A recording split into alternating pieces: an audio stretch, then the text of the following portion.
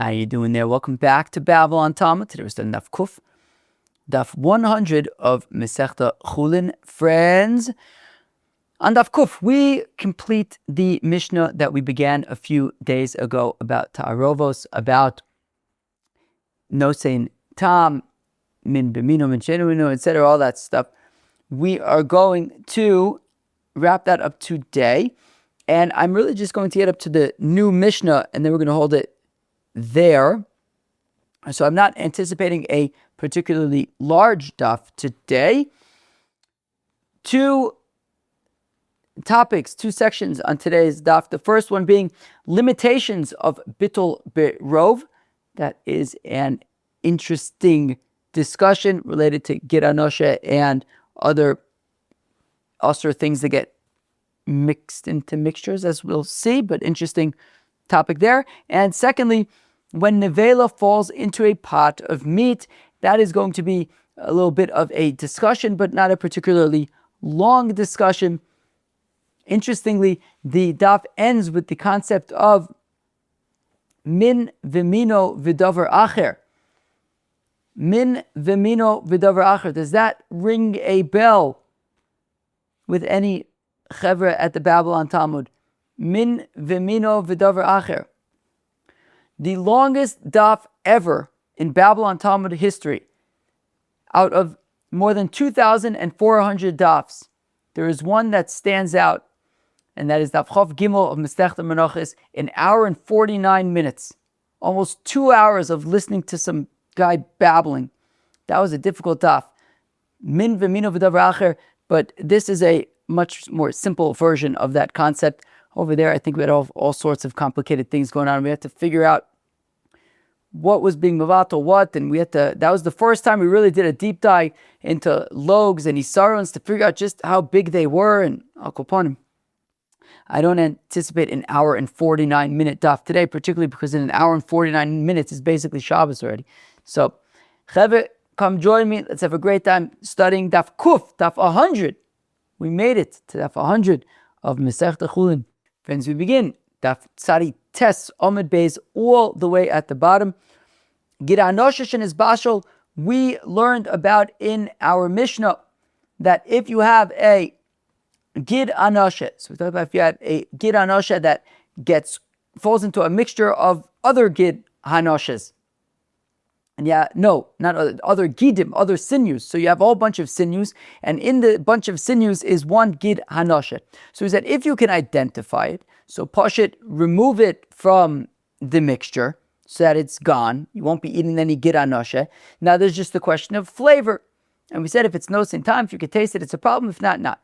We said, however, if you are unable to identify the gid hanoshe, so we say in that problem, in that scenario, you can't. You have all these gidim over there. You don't know which one is the gid anoshe.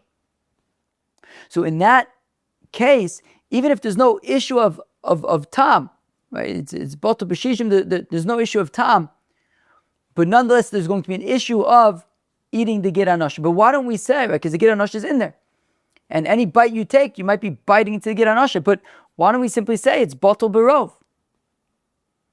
Why don't we simply say that it's botel berov? You have this gid anoshe in there, it should be botel. So that's exactly what the Gemara asks. V'liftal beruba, why do we say you have the gid anoshe, gets mixed in with all the other gidim, you don't know which one it is, it should be botel berov. And for the Gemara, birya shiny. The reason why, it's a good question, but the answer is, the reason why the gid anoshe cannot be botel berov is because it's birya. What does that mean? Well, birya is a little bit of an elusive concept in my opinion. In this case, I think it's relatively straightforward when it comes to gid anoshe. The Torah says don't eat the gid anoshe. And if you have an entire gid anoshe, that is significant. Right? The Torah says don't eat gid anoshe. We saw the other day, according to the Chachamim, even if it's less than a kazayis, if you eat the entire gid anoshe, and it's less than a kazayis, you're still chayv because you ate the whole thing. Right? The whole gid anoshe is significant. And because in that mixture is the entire gid anoshe, so therefore it cannot be botel berov. And therefore it remains usher, and you can't eat any of the mixture because out of concern that you may be eating the ger anoshe.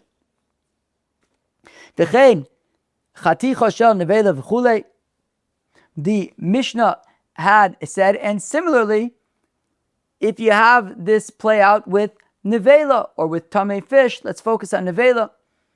If you have neveilah that falls into a pot of meat, if you can pull it out, then it's just a question of ta'am.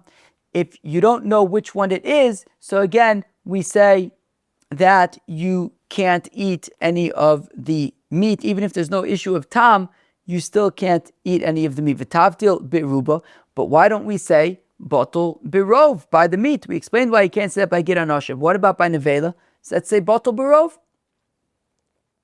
Hanichalim under Omar Kol Shadarku Limano Shaninu El Limando Omar Es Shadarku Limano Shaninu Michael Meimar. Who wants to explain this to us? I'm gonna take a shluck of tea. Well, you figure out who's gonna explain it. There's a Mishnah Masechta Orla. There's a Mishnah Masechta Orla. And in the Mishnah Masechta Orla, it's talking about bundles of fenugreek. Now, these are not ordinary bundles of fenugreek. These are very problematic bundles of fenugreek because they were grown in a vineyard. They're kilei akerim. They're asur ba'ano. So, oh no, somebody's at my house. Oh no. And that's the knock. Why would anybody come to my house on a Friday afternoon while I'm recording Babble on Talmud? This is ridiculous. I don't know. I can't do this. They're knocking again. It's like, what was the name of that? The Raven. The Raven is tapping at my door or something. Akoponim. I'm not opening it up.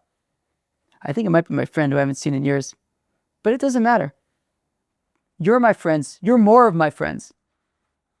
Babble on Talmud is my friend.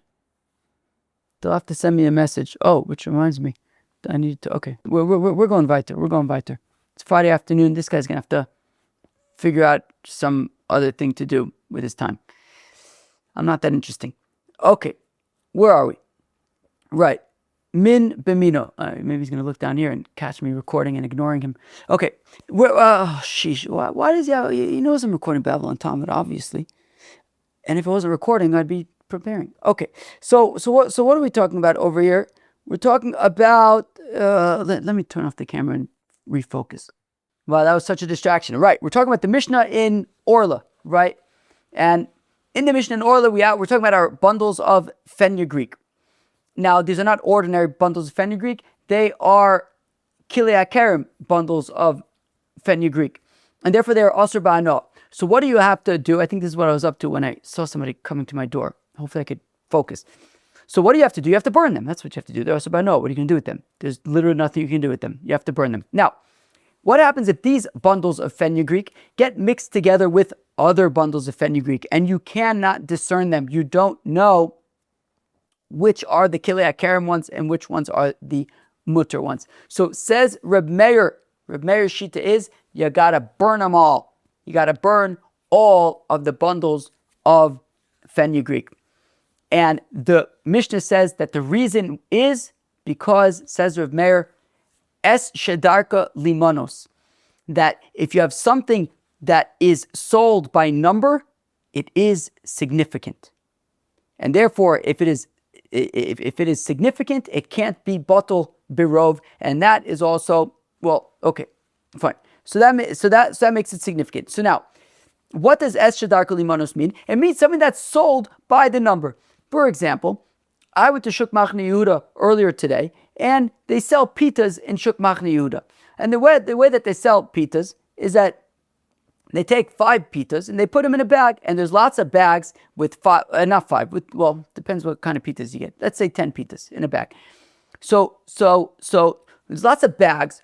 Each bag has 10 pitas, and they cost 10 shekels per bag.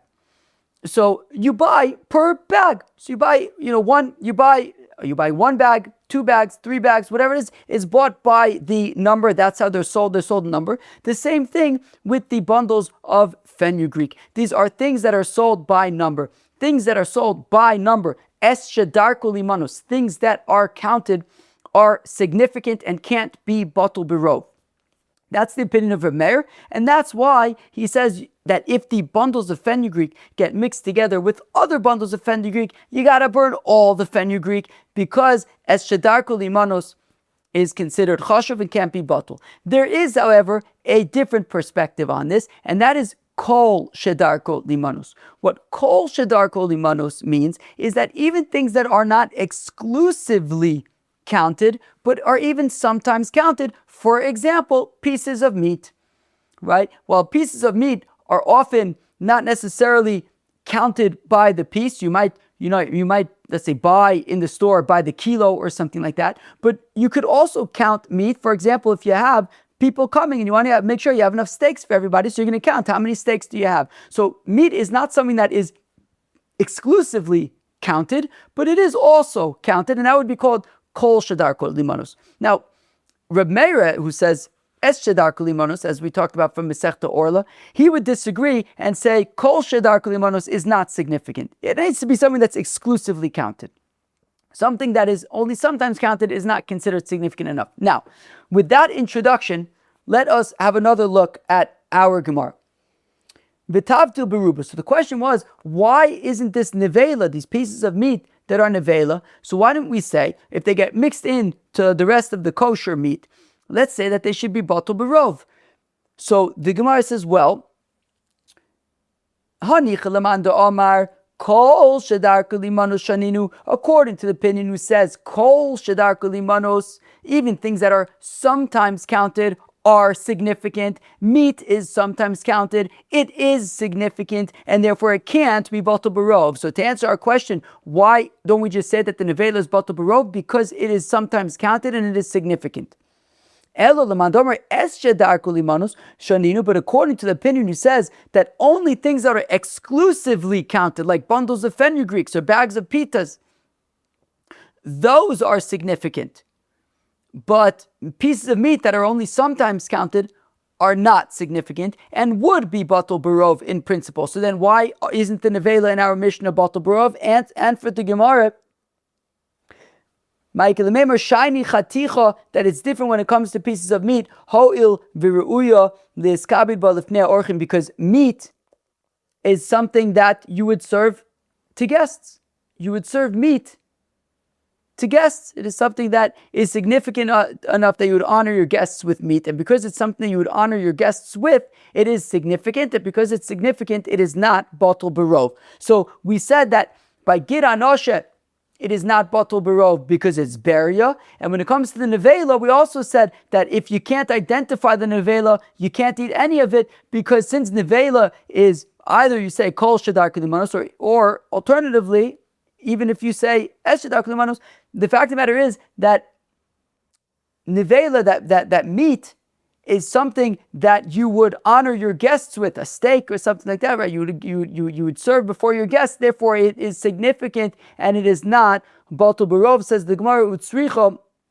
And we need both scenarios, that of gid hanoshe as well as that of neveilah, because diash minan gid, if we only add gid hanoshim shum de beria yi, I would say, okay, gid anoshe is not batul b'rov because it's beria, it's a whole iser.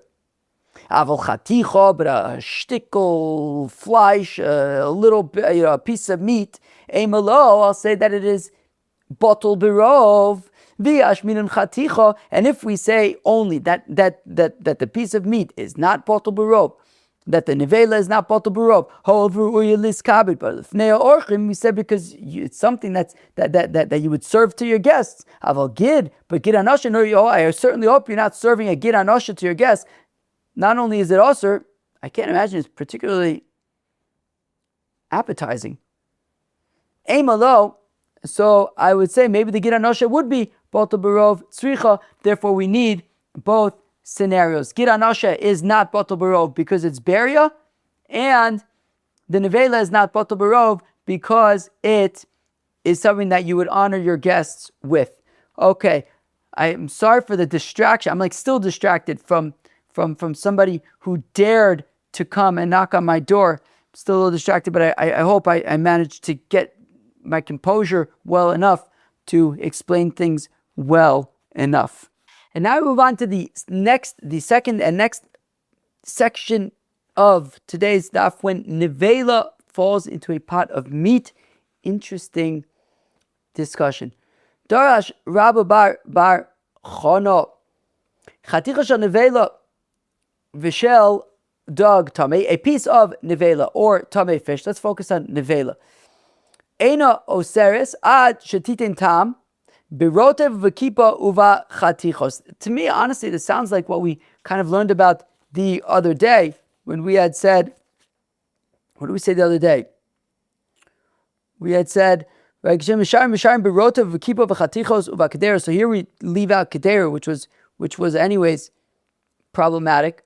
I don't know, it sounds to me similar to that, right? If you have a piece of neveilah, it has to infuse flavor, birotev, in the liquid of a kippah and in whatever sediments are there of a chatichos, and the other pieces as well. It sounds like bets, and we take into account all of the contents of the pot. Any liquid in the pot, any sediment in the pot, any other pieces of meat in the pot. If the neveilah would impart flavor into all of those things, well, then it's asur. If not, it's mutter, it's batul. Again, a piece of neveilah, v'shadog tamir, or non-kosher fish, eno seres is only osur at titain tam birotev, if it infuses flavor in the liquid, uvakipa, and whatever sediment is there, vachatiches, and the other pieces of meat as well. Uki Rav Amoira Ole Vidarash. Rav, however, disagreed very disagreeably, and he says, and he got his Amora. It's always a little bit tricky to define this because I can't really relate to it myself. But I think apparently the idea back then was Rav would not talk directly to the people. I don't know, maybe because he would have to strain himself. I don't know. But he had somebody with, I guess, maybe a good orator with a strong voice who would, I guess he would tell the person what to say and he would say it to the people. So he got his orator and he darshaned. Kevon shenosan tam bachaticho. Once the neveilah, so I'm going to use the word that I used yesterday, which is a ridiculous word, but it just explains flavorizing so well. So I'm going to use flavorize. I assume it's not actually a word or isn't actually a word that I should be using probably, but it just explains so well what I'm trying to explain. So once the neveilah flavorizes one of these, so I'm going to refer to Basar neveilah, which is the neveilah, and all of the kosher meat in the pot is Basar shchuta, shechted meat. So when I say Basar shchuta, I mean the kosher meat in the pot, okay? Excuse me. So says Rab, Kevin shenosin tam bachaticha, once the neveilah, the Basar neveilah, flavorizes one of the pieces of Basar shchuta, chaticha atzma naisa neveilah, the piece of Basar shchuta itself that has been flavorized by the neveilah itself becomes neveilah. The oseres kol hachatichos kulim mipnei she'en mina. Wow.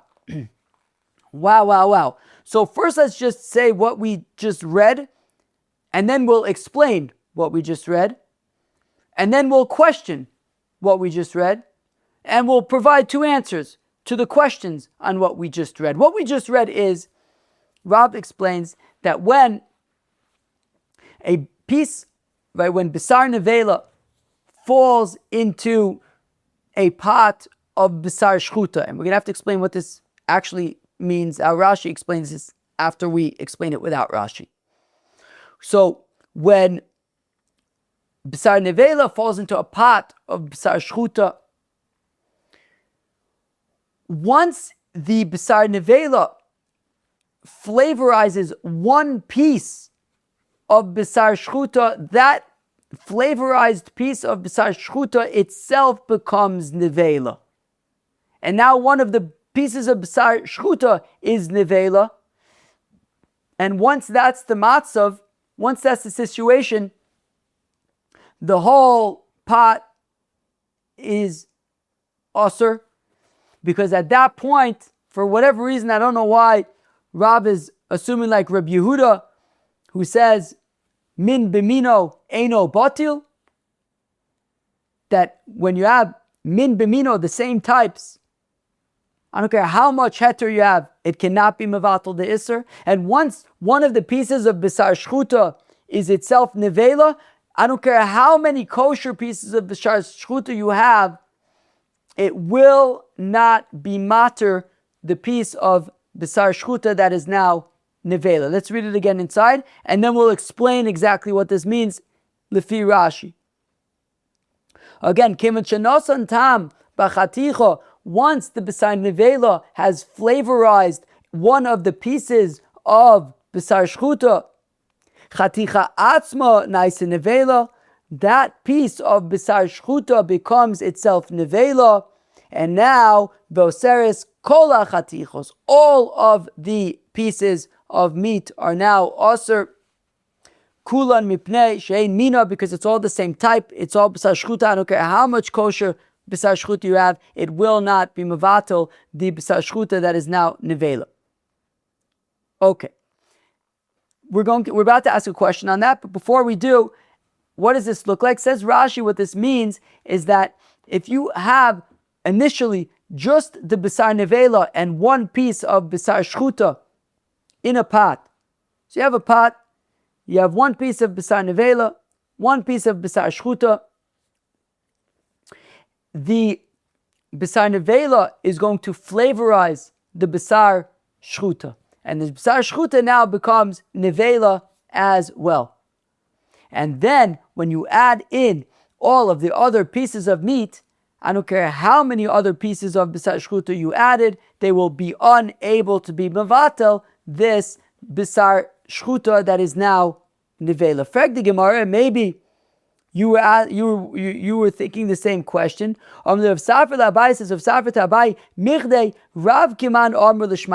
is Rav going like? Rabbi Yehuda d'Amar min b'mino lo batil. Rav is clearly holding like Rabbi Yehuda, who says that min b'mino is not batil. Meat cannot be mevatel other meat, which is why we're saying that once the B'sar Shchuta becomes neveilah, and all the other B'sar Shchuta is unable to be mevatel it. My irya kinosin tam afilu kilonosin tam nami. So Rav Safra asks a great question, which is, why is Rav saying that we need for the B'sar neveilah to flavorize a piece of B'sar Shchuta so that it itself is neveilah, and now we say min b'mino lo batul?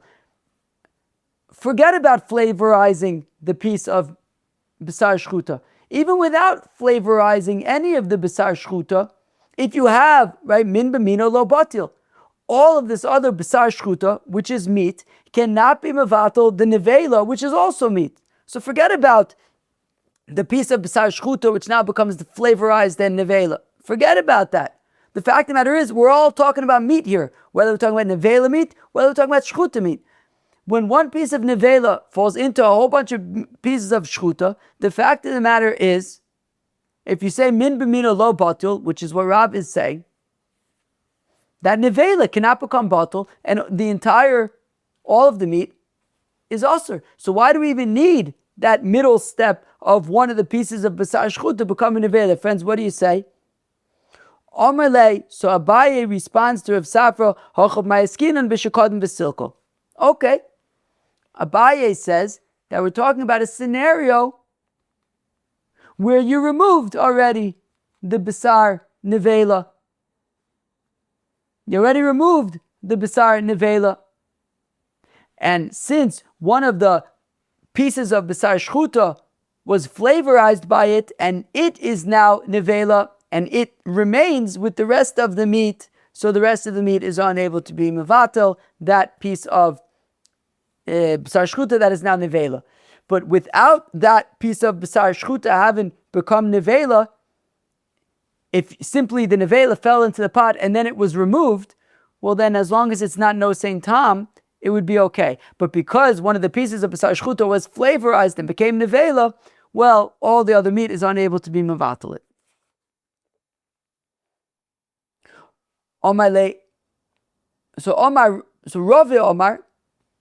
So Rava says, Afilu eicha delo kadem v'silko. Rava says, you know what? I'll explain it. Even though you didn't remove the b'sar neveilah. So if you didn't remove the b'sar neveilah, and the b'sar neveilah is still in the mix, and it's all meat, why do you need the b'sar shchuta to become neveilah? I'll tell you why.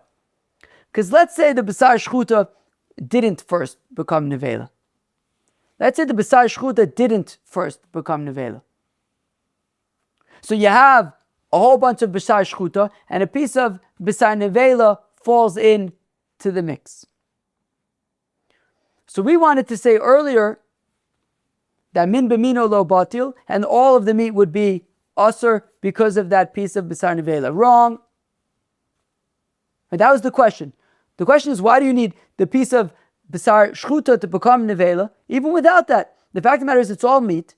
All of the b'sar shchuta would be unable to be mevatel the b'sar neveilah. Wrong. Well, half right, but wrong. Why? Because we're forgetting something. We're leaving something important out, and that's the liquid that's in the pot. The rotev. It's not just meat and other meat in the pot. It's not just b'sar shchuta and b'sar neveilah. It's b'sar neveilah, it's b'sar shchuta, min b'mino, v'davar acher, and something else. The liquid that's in the pot, the rotev. And the halacha is that when you have min b'mino v'davar acher, as we learned about on Daf Chav Gimel of Masechta Menachos, which took us ages to set that up and explain and understand what in the world was going on. Here it's much more straightforward. When you have min v'mino v'davar acher, what you do is we conceptually remove from the cheshbon the b'mino. You have min b'mino, b'sar neveilah in a whole bunch of b'sar shchuta. Get rid of conceptually the whole bunch of b'sar shchuta. What are you left with? B'sar neveilah and rotev, all the liquid in the pot. And all the liquid in the pot will be mevatel, as long as there's shishin, will be mevatel the b'sar neveilah. So says Rava, I need the b'sar shchuta to also become neveilah, because without it, all I would have is one piece of b'sar neveilah, a whole bunch of pieces of b'sar shchuta, and all the liquid. We'll say, we'll conceptually remove from the cheshbon all of the pieces of b'sar shchuta. What you're left with is all the liquid, as well as the b'sar neveilah. The liquid will be mevatel the b'sar neveilah, and the food will be mutter. But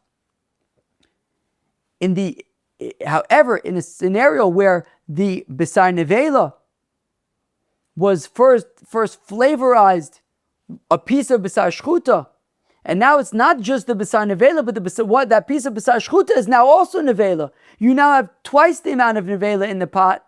Even if you remove all of the other meat of the b'sar shchuta, there won't be enough liquid in the pot to be mevatel both pieces of neveilah. So that's why you also need the neveilah to have flavorized one of the pieces of b'sar shchuta, so that the point is that way it will actually, that's why all of the meat is asur, because otherwise if it was just a piece of b'sar neveilah, the liquid would be mevatel it. Afilu tema lo kadam v'silko, from the top line of Kuf Amud Beis, have a min v'mino v'davar acher. You have the neveilah, which is min, b'mino, which is all of the other b'sar shchuta, and v'davar acher, all the liquid. And v'chol min v'mino v'davar acher, whenever you have min, b'mino v'davar acher, salek as mino, get rid of mino, the b'mino, which in this case is all the other b'sar shchuta, get rid of it. What are you left with? Kimi she'eno, and it's gone. What you're left with is the piece of b'sar neveilah and the liquid. V'she'eno mino, rabba olav umevatlo. And the eno mino, the liquid, is going to overwhelm the B'sar neveilah and be mevatel it and save the day. So the reason why it's usher in this case is because the liquid is not saving the day, since the B'sar neveilah flavorized one of the pieces of B'sar shchuta, and now you have twice the amount of B'sar neveilah, and that prevents the liquid from saving the day, from being able to be mevatel the neveilah, because there's simply too much to be mevatel. We now got up to the next Mishnah. We are going to hold it here, which obviously means that tomorrow is going to be a longer daf. The first section of today, we talked about limitations of Bitul Birov. We said that the Gid Anoshet, when you don't know, when it gets mixed in, you don't know which one it is, cannot be Bitul Birov, right? Meaning, assuming that there's no flavor, issues of tam, still we're concerned about the fact that the Gid Anoshet is in the mixture, and it won't be Bitul Birov because it's Beria, it's a complete Osir Gid Anoshet. And we also then talked about if neveilah gets mixed in with a whole bunch of meat, it also cannot simply be Bitul Birov because it is significant. It's something that you would put in front of your guests, and therefore it cannot become Bitul Birov. We then discussed what happens when neveilah falls into a pot of meat. Rav Bar Chana says that it would have to flavorize the liquid, the sediment, and all of the other meat. All of that goes, right, it's up against all of that, and if that is shishim, it will be mevatel the neveilah that fell in. Rav, however, says that once one piece of meat of the B'sar shchuta absorbs from the neveilah, it itself becomes neveilah and cannot become batul. Wait, what? No, that's Rav. Sorry. It itself becomes. Wait, let me fix this and start again. So once one piece of meat of the B'sar shchuta absorbs from the neveilah, it itself becomes neveilah and cannot become batul from the other meat. But we asked, right? So we said all the other B'sar shchuta cannot be mevatel that B'sar shchuta that became neveilah flavorized from the neveilah. We said, but why do we even need that B'sar shchuta to become flavorized? Let's just say that all of the B'sar shchuta cannot be mevatel the B'sar neveilah. Min b'mino ino batel. So Abaye says, well, it's because you had taken out the neveilah, so it wasn't actually there, and all you would have been left with is the flavor of the neveilah, and that could become batel. But since it had flavorized one of the pieces of B'sar shchuta, it's min b'mino lo batel. And Rava says that, even if the neveilah stayed in, but without flavorizing one of the pieces of B'sar shchuta, we would simply say min v'minu v'davar acher, that you have neveilah, B'sar shchuta, and liquid. We would say remove the B'sar shchuta from the scenario.